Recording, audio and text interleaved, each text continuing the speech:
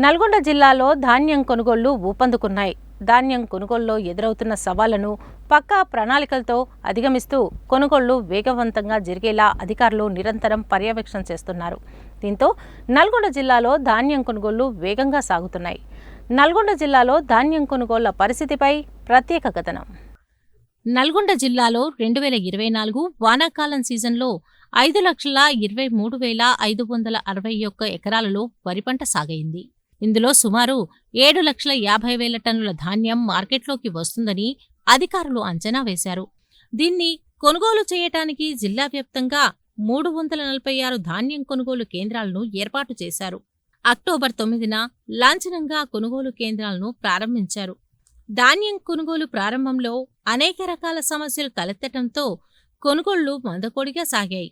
దీంతో రైతుల్లో అసంతృప్తి పెరుగుతుందని గమనించిన ప్రభుత్వం కొనుగోళ్లపై ప్రత్యేక దృష్టి సారించి ఎప్పటికప్పుడు సమీక్ష సమావేశాలు నిర్వహిస్తూ కొనుగోళ్లపై అధికారులకు దిశానిర్దేశం చేసింది.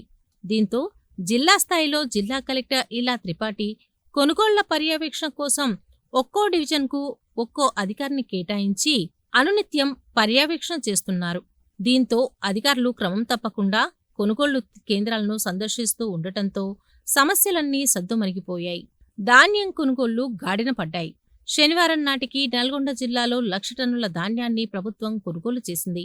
మొత్తం 15,209 మంది రైతులకు 110 కోట్ల రూపాయలను చెల్లింపులను సైతం చేశారు. ఆయకట్టేతర ప్రాంతాల్లో ఇప్పటికే 50% మేర ధాన్యం కొనుగోలు చేశారు.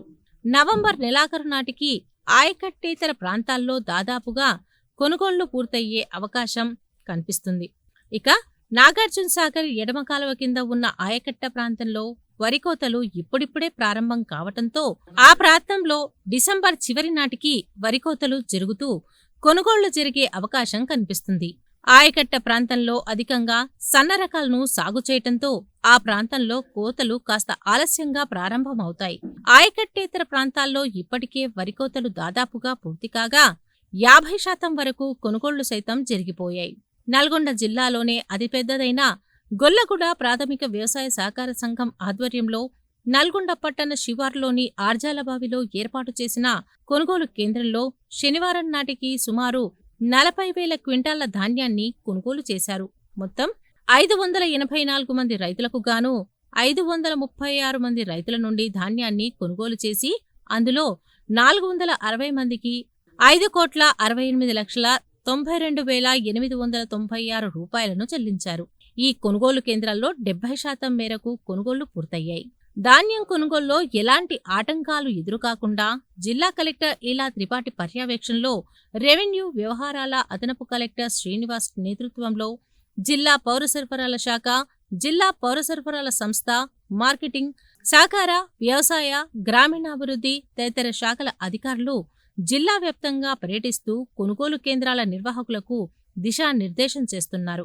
దీంతో నల్గొండ జిల్లాలో ధాన్యం కొనుగోళ్లు ముమ్మరంగా సాగుతున్నాయి. నల్గొండ డివిజన్కి సంబంధించి ఈ ఖరీఫ్లో వచ్చినటువంటి ధాన్యాన్ని గవర్నమెంట్ ఆదేశాల మేరకు జిల్లా కలెక్టర్ గారు, డిఎస్ఓ గారు, అదేవిధంగా డిఎం సివిల్ సప్లైస్ గారు పూర్తి స్థాయిలో చర్యలు తీసుకున్నారు. నల్గొండ డివిజన్లో పిఎస్సిఎస్ వాళ్ళు, ఐకేపీ వాళ్ళు, డిసిఎంఎస్ వాళ్ళు, అదేవిధంగా హాకాకు సంబంధించినటువంటి వాళ్ళు కొనుగోలు చేస్తున్నారు. గత నెల 9వ తారీఖు నుంచి కొనుగోలు ప్రారంభమైనాయి. ఇప్పటి వరకు కూడా నల్గొండ డివిజన్లో ఎలాంటి అభ్యంతరాలు లేకుండా కొనుగోలు జరిపినాం. మీరున్నటువంటి ఈ పిఎస్సిఎస్ కేంద్రం ఆర్జాలబాయి పానగల్ పిఎస్సిఎస్ కేంద్రం, ఇది నల్గొండ డివిజన్లో అతిపెద్ద కొనుగోలు కేంద్రం. ఇంతవరకు ఈ కేంద్రంలోనైతే 584 మంది రైతులు దొడ్డుధాన్యం తీసుకొచ్చారు. నిన్నటి వరకు అయినటువంటి రైతుల కల్లాలకు సంబంధించి 536 మంది రైతుల కొనుగోలు అయిపోయినాయి. కొనుగోలు అయినటువంటి వ్యక్తులకు ప్రభుత్వం ప్రకటించినటువంటి మద్దతు ధర ఒక క్వింటాల్కు 2,320 రూపాయల చొప్పున వారి కొనుగోలు అయి ట్రక్ షీట్లు మిల్లుకు పోయిన వితిన్ 2 డేస్లోనే మేము వారి అకౌంట్లో జమ అయ్యేటట్టు చేస్తున్నాం. అదేవిధంగా ఇప్పుడు దొడ్డు ధాన్యం రాక తగ్గిపోయింది. దాదాపుగా దిగుబడి అంతా కూడా కల్లాల్లోకి వచ్చింది. ఇప్పుడు సన్నధాన్యం కొనుగోలు మొదలైనవి. సన్నధాన్యానికి సంబంధించి కూడా గౌరవ కలెక్టర్ గారి ఆదేశాల మేరకు ఈ దొడ్డు ధాన్యం ఏర్పాటు చేసిన కళ్ళం పక్కనే వారికి కూడా సపరేట్ కళ్ళం కేటాయించడం జరిగింది. ఈ సన్నధాన్యం కొనుగోలు కూడా ఈ ఆర్జాలబాయి సెంటర్లో అయితే ఇంతవరకు 2 లారీలు కొనుగోలు చేసినాం.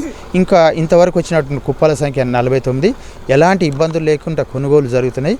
రైతులందరూ కూడా ముఖ్యంగా మీ ద్వారా చేసే సూచన ఏంటంటే రైతులు కళ్ళానికి ధాన్యం తీసుకొచ్చే ముందు తమ యొక్క పొలాల్లో పంట పూర్తిగా పండిన తర్వాత మాత్రమే హార్వెస్టింగ్ చేయాల్సిందిగా కోరుతున్నాం. ఇందువల్ల తాలు తప్ప రాదు, పొల్లు రాదు. అదేవిధంగా గవర్నమెంట్ ఇచ్చినటువంటి మద్దతు ధరకు మిల్లర్లు కూడా ఎలాంటి ఆటంకాలు లేకుండా తీసుకుంటారు. కాబట్టి రైతు సోదరులు ఈ విజ్ఞప్తిని పరిగణలోకి తీసుకోవాలని చెప్తున్నాం. మరి మన జిల్లాలో రెవెన్యూ డివిజన్ నల్లగొండలో ఎలాంటి ఆటంకాలు లేకుండా కొనుగోలు సాగడానికి సహకరించిన రైతులకు అందరికీ మా తరఫున ధన్యవాదాలు.